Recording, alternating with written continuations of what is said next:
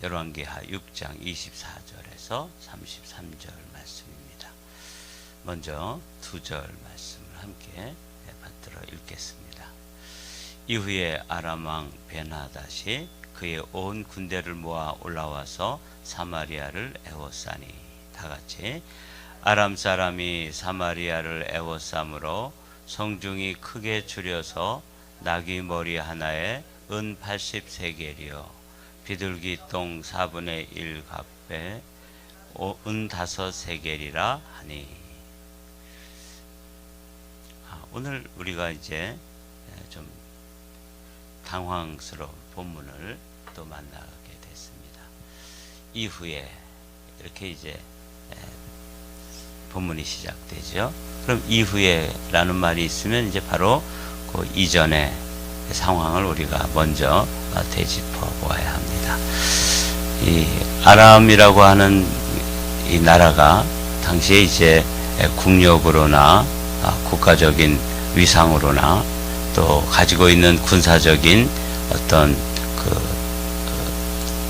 힘이나 이런 것에 있어서 하나도 이 북이스라엘 나라에 뒤지지 않는 그런 나라입니다. 그러니까 힘으로는 얼마든지 북이스라엘을 점령하고 통치하고 또 속국으로 다스릴 수 있는 그런 힘이 있는 나라였는데, 이 엘리사라고 하는 이 선지자를 통해서 번번이 마치 손바닥을 들여다보듯이 자신들의 말에 의하면 침상에서 뭐 소근소근 하는 소리까지도 다 알아듣는 것처럼 방비도 하고 또 대처도 하고 이렇게 하면서 번번이 이제 자신들이 그 시도가 실패하는 것을 경험했죠.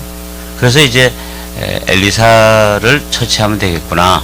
그래서 이제 엘리사가 지금 거주하는 도단이라고 하는 성을 애워싸고 그 성 전체를 이제 멸하고 또 엘리사도 처치하려고 했었는데, 오히려 엘리사가 이제 눈을 감겨가지고 사마리아 성까지 군대를 다 그 아람 군사들을 데리고 와서 아주 후히 대접하고 또 잘 먹여서 그래서 돌려보냈다 그 말이죠.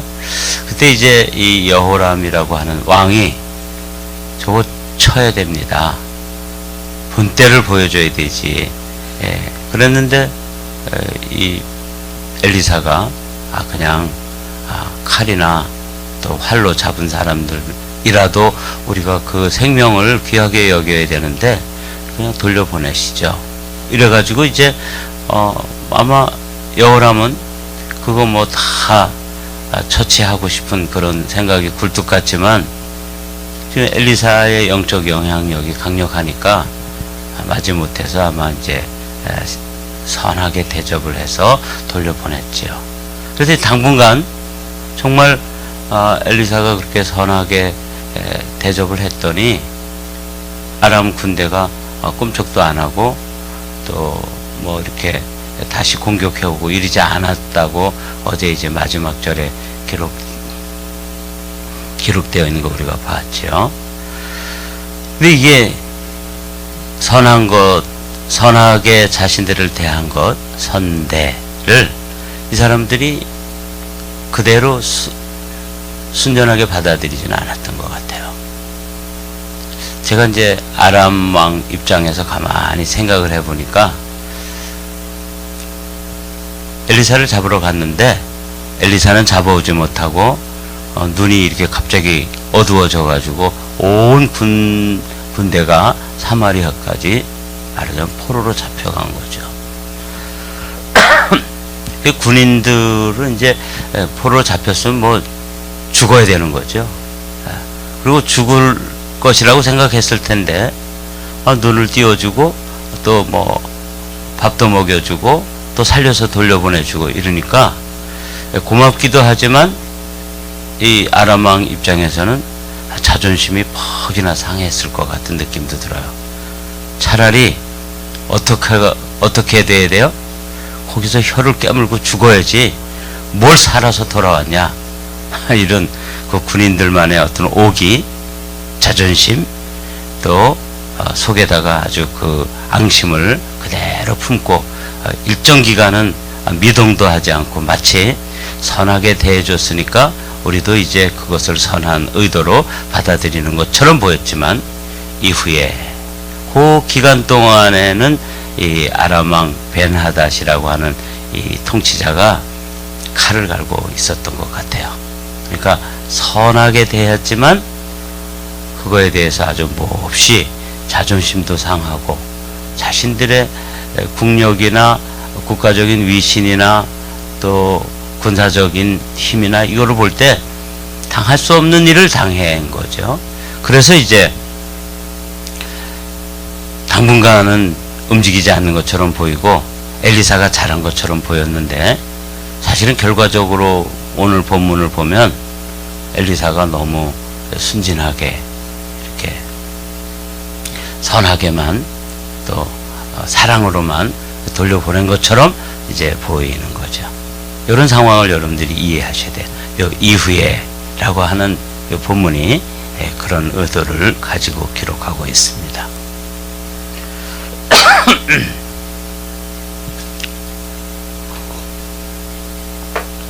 이후에 아람 왕 벤하닷이 그의 온 군대를 모아 올라와서 사마리아를 에워싸니, 이거는 이제 제대로 한번 복수를 하기 위해서 가지고 있는 총력을 기울여 가지고 이제 사마리아를 에워쌌다, 그렇게 되어 있잖아요.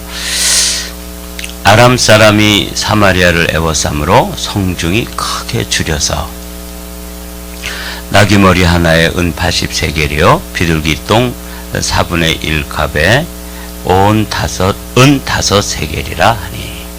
그러니까 이거는 뭐 어떤 의도로 지금 이 말씀이 기록되어 있는지 우리가 금방 알 수 있죠. 이 아람 왕의 전략은 뭐냐면 그 사마리아를 전체적으로 포위를 해가지고 들어가는 사람도 못 들어가게 하고 사람들이 나오지도 못하게 하고, 그래서 그 공격하지도 않고 완전히 둘러싸가지고 이제 통제하는 거예요. 그러니까 엄청난 군사를 데리고 와서 한 성을 둘러싸고 있으니까 이런 걸 이제 뭐라 그러냐면 고사작전이라 그래요. 아주 굶겨서 죽이는 거죠. 식량이 떨어지고 그 다음에 물류 이동이 불가능하니까 점점 경제적으로 큰 혼란이 와서 막 가격이 폭등하고 인플레이션이 일어나고 이런 현상이라는 거죠. 뭐 먹을 것, 마실 것, 입을 것 이런 게 막 품귀 현상이 일어나는 거예요. 마치 우리가 코로나 초기에 마스크라 그러나요? 마스크가 값이 막 엄청난, 지금은 뭐 값이 이제 정상화돼 가지고 뭐 별로 비싸고 그러지 않잖아요. 근데 뭐 초반에 하여튼 마스크 대란이 일어났을 때 한국에서도 막 줄을 막 마스크 사려고 막 줄을 막 쫙 서고 가서 사도 그거 몇 개씩 못 사고 판매를 이렇게 제한 판매를 하고, 그래서 그걸 또 중국에다가 또 뭐 일부 또 주고 그랬더니 또 우리는 다 국민들은 다 죽는데 남의 나라 사람만 살리냐, 그래서 또 원망도 하고 뭐 이런 상황을 생각하시면 돼요. 갑자기 막 물가가 폭등하고 먹을 게 이제 없어지고 경제가 파탄이 일어나고 이런 상황이죠. 이런 상황은 이게 옛날 이야기지만 앞으로도 우리가 경험하게 될, 이미 잠깐 맛배기로 경험을 했고 앞으로 진짜 환란의 시대가 오면 이런 상황을 우리가 경험하게 될 것입니다. 그래서 이런 본문은 아주 눈여겨봐둬야 돼요.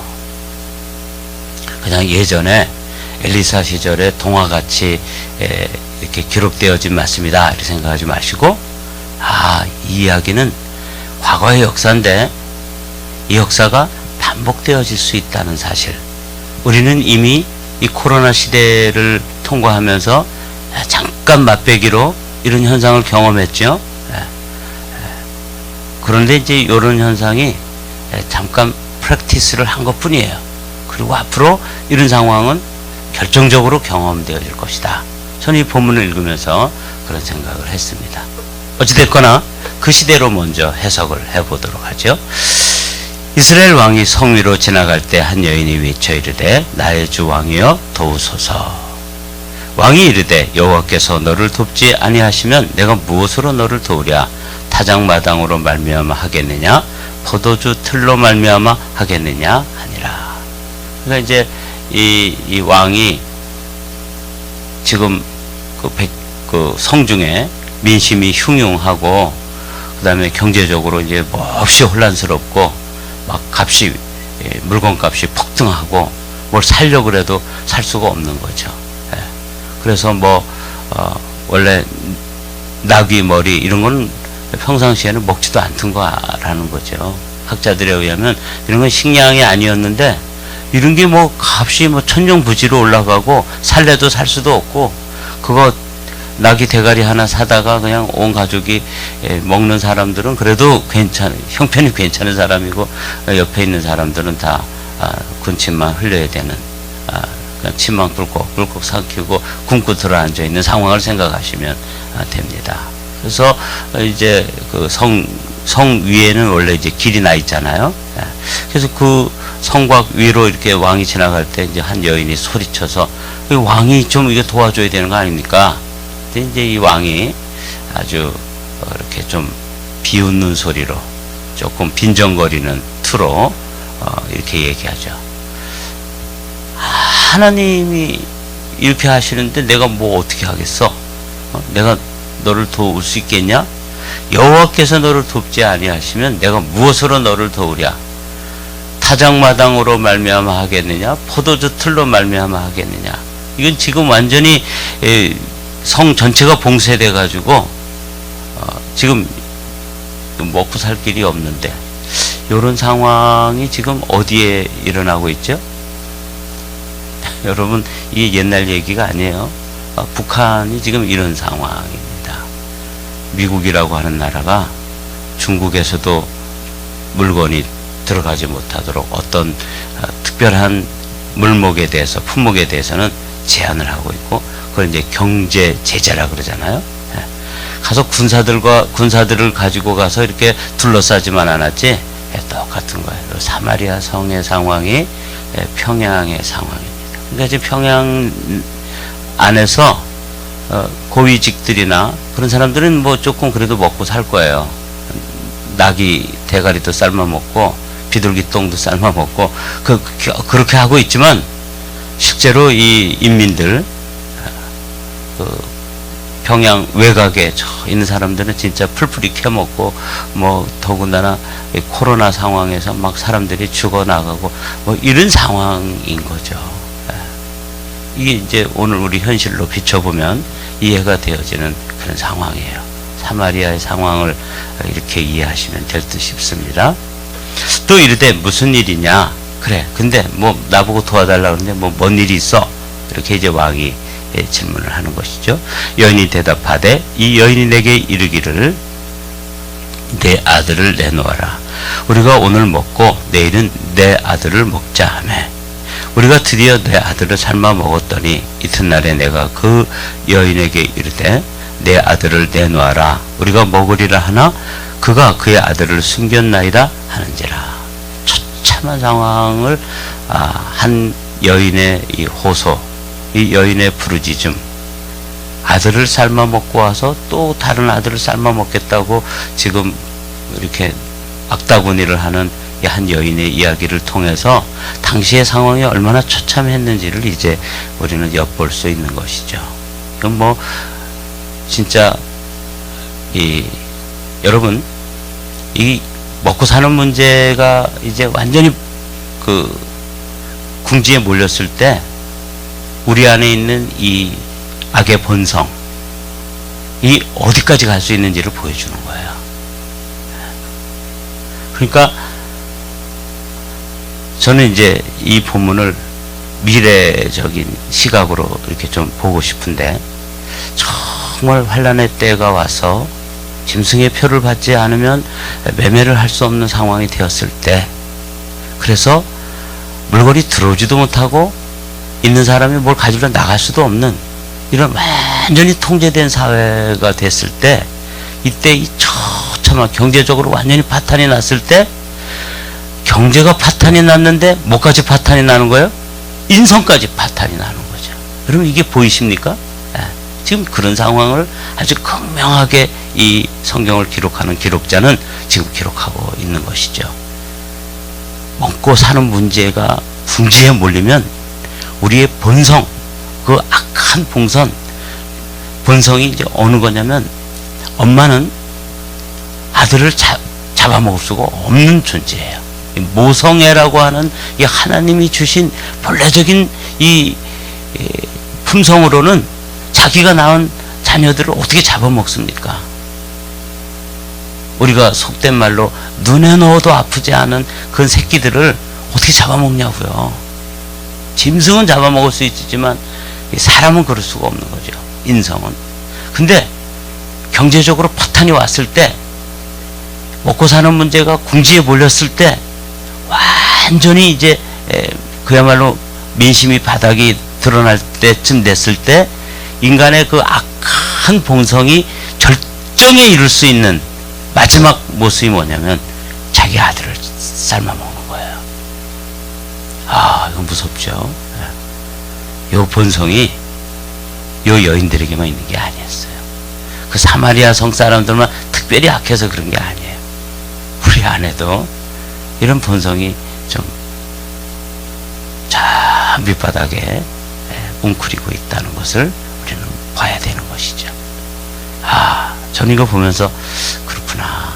인간이 어디까지 바닥을 칠 수 있는가, 바닥이 드러나면 무슨 모습까지를 보여줄 수 있는지를 한 장면으로 이렇게 그림 한 장처럼 보여주고 있는 본문인 것이죠. 조금 더 나아가 보겠습니다. 왕이 그 여인의 말을 듣고 자기 옷을 찢으니라. 그가 성 위에 지나갈 때 백성이 본즉 그의 속살에 굵은 배를 입었더라. 이 모습을 보면은 이 왕이 원래 배옷 입는다. 그럼 우리는 이제 성경을 조금 읽었던 그런 그 사전 지식이 있기 때문에, 배옷을 입고 옷을 찢고 그런 건 어떤 모습이죠? 그렇습니다. 사실은 자기 마음을 찢고 그런 표현으로 옷을 찢는 거죠. 제가 여기서 극도의 회개하는 모습은 양복을 찢는 거예요. 그럼 여러분들이 저 목사 진짜 회개하는구나, 가슴이 아프구나 이렇게 보지 않겠어요? 근데 이 사람이 이렇게 막 왕복을, 그 용포라 그러나요? 그 용이 그려져 있는 그림 그 옷을 막 찢었단 말이죠. 그랬더니 진짜 속에 배옷을 입고 있는 거예요. 그래서 이 왕이 이 상황에 대해서 정말 아파하고 하나님 앞에 자신의 마음을 찢는구나 이렇게 보는데 속으면 안 돼요. 그 다음 말씀을 보십시오. 왕이 이르되 사밧의 아들 엘리사의 머리가 오늘 그 몸에 붙어 있으면 하나님이 내게 벌 위에 벌을 내리실지로다 하니라. 그러니까 아까 여인이 우리를 도와주십시오. 그러니까 하나님이 도와주시지 않는데 내가 뭔 수로 도와주겠느냐. 누구를 원망하는 거예요? 하나님 원망하고 있어요. 이번에는 하나님의 사람 엘리사가 저번에 내가 치자 그럴 때 내 말 듣고 쳤으면 이번에 이런 일이 없었을 텐데, 그때 뭘 밥을 먹여주자 그러고 뭐 국수를 삶아주자 그러고 뭐 이래가지고 잘 해줬더니 이것들이 군사의 힘을 길러가지고 와가지고 이렇게 선을 악으로 갚는 걸 보니까 누가 잘못한 거예요? 하나님이 잘못하신 거고. 또 누가 원망스러워요? 그 일을, 그런 아이디어를 낸 엘리사, 이놈이 문제구나. 그래서 오늘 내가 이 처참한 상황 속에서 먼저 하나님의 사람이고 무슨 뭐고 없이 내가 엘리사의 목을 치겠다. 이제 이렇게 하는 것이죠. 이제 이 악한 본성이 드러난 그 민심의 현장에 서 있는 이 왕이 보여주는 모습이에요. 우리 이럴 수 있죠. 그거 뭐 저 장로님이 그렇게 하자 그래서 그랬는데 저 목사님이 그렇게 하자 그래서 그랬더니 지금 이 지경이 됐으니까 이거 목을 쳐야 된다. 지금 그렇게 나오는 거예요. 당시에 목회자이면서 영적 지도자였던 이 엘리사가 이제 이 어려움의 모든 문제에 책임을 져야 되는 상황이 발생한 것이죠. 조금 더 나가 보도록 하죠. 그때 엘리사가 그의 집에 앉아 있고 장로들이 그와 함께 앉아 있는데 왕이 자기 처소에서 사람을 보냈더니 그 사자가 이르기 전에, 이 사자가 누구예요? 이제 목 치러 오는 거예요. 엘리사 목 따러 오는 거죠. 이 지금 상황이 그냥 이렇게 예사롭지 않은 아주 긴박한 상황이 막 진행되는 거예요. 백성들은 막 애도 잡아먹고 자기 새끼도 잡아먹고, 왕은 지금 막 회개하는 척 하지만 거짓 회개하면서 이 모든 책임을 이제 자기가 져야 되는, 왕이 자신은 져야 된다고 그랬죠. 제가 제사장, 선지자, 왕, 요 세 메시아라고 그랬는데, 이 왕은 방향이 양방향이라 그랬잖아요. 그래서 이런 문제가 발생하면 그 문제를 가지고 하나님께 나가야 되는데 사실 하나님께 나가지 않고 그 책임을 엘리사에게 다 뒤집어 씌우고 있는 거야. 그래서 사자들을 보내는 거죠. 그 사자가 이르기 전에 엘리사가 장로들에게 이르되 너희는 이 살인한 자의 아들이 내 머리를 베려고 사람을 보내는 것을 보느냐? 엘리사는 뭐 하고 있다는 거예요? 보고 있다 그 말이에요. 어제 우리가 지금 보는 문제, 이 마지막 시대의 싸움은 눈싸움이라 그랬죠.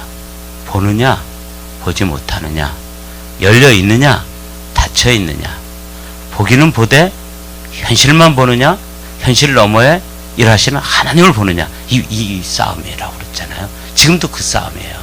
똑같은 연장선상에서 이 말씀을 이제 읽어보면, 엘리사는 지금 자기 목을 치러 오고 있다는 사실까지도 보고 있는 것이죠. 그러니까 이제 엘리사는 이런 상황에서 사실은 제가 볼 때 아주 깊이 기도하고 있는 것 같아요.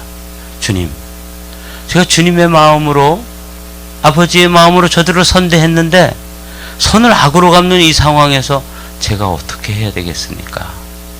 뭐 고민됐겠죠. 이런 상황에서도 우리가 믿음을 지켜야 되나요? 이렇게 고민하면서 하나님 어떻게 저를 이런 궁지에 몰아넣으십니까? 이제 여호람이 제 목을 따러 옵니다. 다 보고 앉아있는, 차라리 보지 못하면 뭐 그렇게 뭐 우왕좌왕 하다가 다른 사람들이 뭐 굶어 죽기도 하고 뭐 이러는데 와서 목을 치면은 뭐 그냥 죽으면 되는데 훤히 내다보고 있으니까 더 힘들었을 것 같아요. 이 본다는 게 쉽지 않습니다. 그렇죠? 다른 사람보다 더 멀리 보고 더 깊이 보고 본질을 보고, 이게 이제 우리의 목표인데 본다 그래서 또 행복한 건 아닌 것 같아요. 참 어렵지 않겠습니까? 다른 사람들은 아무것도 못 보고 있는데 엘리사는 지금 목을 치러 머리를 베려고, 좀 험한 말로 표현하면 목을 따라오는데 그걸 다 보고 있는 거죠. 보내는 사람을 보느냐? 너희는 보다가 선지자가 오거든 문을 닫고, 사자가 오거든 문을 닫고 문 안에 들이지 말라. 그의 주인의 발소리가 그의 뒤에서 나지 아니하느냐. 사자가 오고, 그의 주인이 누구냐면 왕인데, 왕의 발소리라는 건 뭐냐면 왕이 보내서 진짜 이제 그 사신들 앞에 뒤에 이제 진짜 이제 칼을 들고 쫓아오는 그 발소리가, 그 소리도 듣고 그 상황도 보고 있는 엘리사를 이렇게 묘사하고 있죠. 무리와 말할 때 그 사자가 그에게 이르니라. 왕이 이르되 이 재앙이 여호와께로부터 나왔으니 어찌 더 여호와를 기다리리요. 그러니까 이제 제가 볼 때 엘리사가 왕에게 아마 조언을 이렇게 했을 것 같아요. 기다려 보십시오. 기도하면서 믿고 기다리십시다. 이게 이제 기도하고 기다리는 것, 이게 믿음이잖아요. 아마 그런 이야기를 엘리사가 했겠죠. 그런데 이제 사자가 와서 뭘 여호와를 이 상황에서 기다리느냐.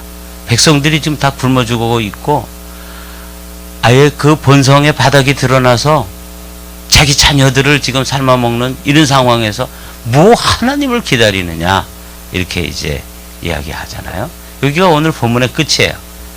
그런데 7장 1절에 이제 놀라운 말씀이 기록되어 있습니다. 1절 말씀이죠. 엘리사가 이르되 여호와의 말씀을 들을지어다. 제가 참 이 말씀을 읽으면서 전율이 왔어요. 이때도 믿음을 지켜야 되는 거구나. 우리가 뭘 더 여호와 하나님을 기다리랴. 성도들이 그렇게 막 이야기할 수도 있죠. 목사님 말 들었더니 지금 상황이 최악인데 뭘 또 믿음을 지키고 뭐 믿음을 얘기합니까? 뭐 하나님 더 기다려야 됩니까? 가정에서도 그럴 수 있죠. 기도하는 아내가 기도하면서 하나님을 기다리시죠. 하나님이 지금 일하고 계십니다. 그런데 상황은 아주 최악의 상황에서 남편이 이렇게 얘기할 수 있죠. 뭘 또 믿음을 얘기해? 입 닥쳐! 그러면서 뭐 하나님을 더 기다리고 뭐 기도하면 다야? 믿음? 웃기고 있네. 이렇게 나오는 이런 상황이에요. 우리 권사님 한 분이 웃으시는데 우리 뭐 이런 상황 당할 수 있죠. 목사인 저도 성도들뿐만 아니라 가정에서도 그럴 수 있을 것 같아요. 제가 참 어려움을 당했을 때 우리 자녀 중에서 왜 아빠는 되는 게 없어? 이렇게 얘기하더라고요. 네. 되는 상황, 그 어려운 상황에서 말이에요. 제가 뭐 어디도 갔다 오고 그랬다 그랬잖아요. 그 상황에서 제일 어려운 것은 하나님이 왜 너와 함께 하지 않느냐? 이렇게 얘기하는 그 이야기가 더 비수처럼 제 마음에 지금 상황이 어려운 것도 어려운 거지만 같이 함께 그 아픔을 붙들어 안고 믿음으로 기도하고 믿음으로 기다리고 믿음으로 견뎌내야 될 그 가족 중에 한 사람이 왜 아빠는 되는 게 없어?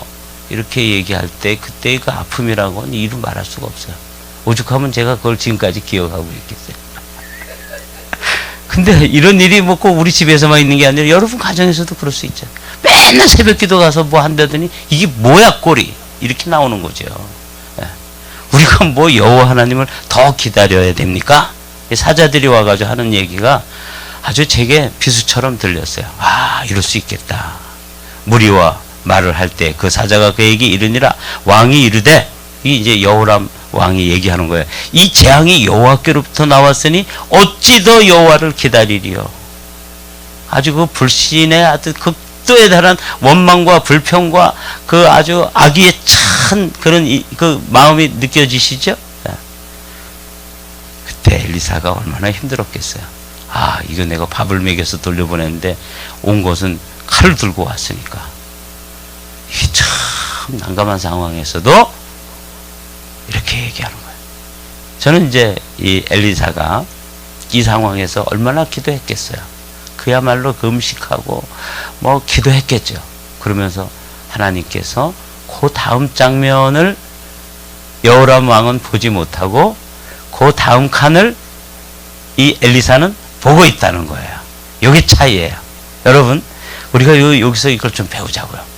나도 목회자로서 아주 눈앞에 이렇게 맞닥뜨리는 요 위급한 상황, 다급한 상황, 아주 화급한 그런 문제들, 그 측면, 그 문제 바로 다음 칸에 있는 하나님의 일하심을 엘리사는 보고 여호람 왕은 보지 못하는 거예요. 우리 오늘 새벽 기도에 나온 우리 성도들 한 분 한 분은 이걸 좀 볼 수 있는 눈, 믿음의 싸움은 무슨 싸움이다? 눈싸움이다. 이걸 보고 있는 사람과 이거 보지 못하는 사람, 이 차이잖아요. 우리가 뭐 여호와 하나님을 더 기다리리요 라고 말하는 사람과 여호와의 말씀을 들을지어다. 여호와께서 이르시기를 내일 이맘때 사마리아 성문에서 고운 밀가루 한 스아를 한 세겔로 매매하고 보리 두 스아를 한 세겔로 매매하리라 하셨느니라. 이건 지금 완전히 상황이 뒤바뀌는 일이 먼 미래에 일어나는 게 아니라 내일 일어난다. 이렇게 이야기하는 것이죠.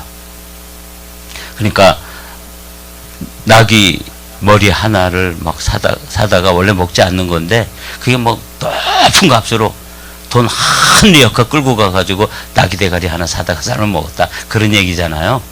근데 뭐 이제는 밀 한 추럭 뭐 이렇게 큰 추럭으로 해도 막 그냥 제대로 이전보다 더 싼 값으로 이제 하다가 먹을 수 있는 그런 상황이 온다.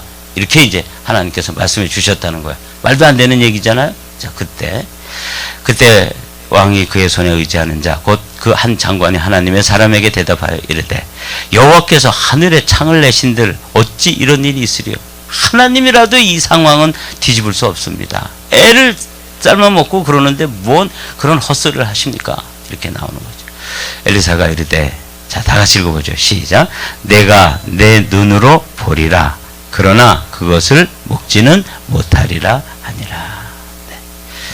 오늘은 제가 이 말씀을 이제 빠른 속도로 시편 121편에 제가 늘 문제를 만났을 때 그 시편 기자가 어떻게 했는지를 말씀을 통해서 오늘은 설명하지 않고 쭉 읽는 것으로 하겠습니다. 우리 교독하시죠.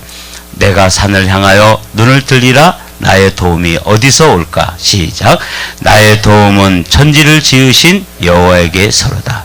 여호와께서 너로 실족하지 아니하게 하시며 너를 지키시는 이가 졸지 아니하시리로다. 이스라엘을 지키시는 이는 졸지도 아니하시고 주무시지도 아니하시리로다.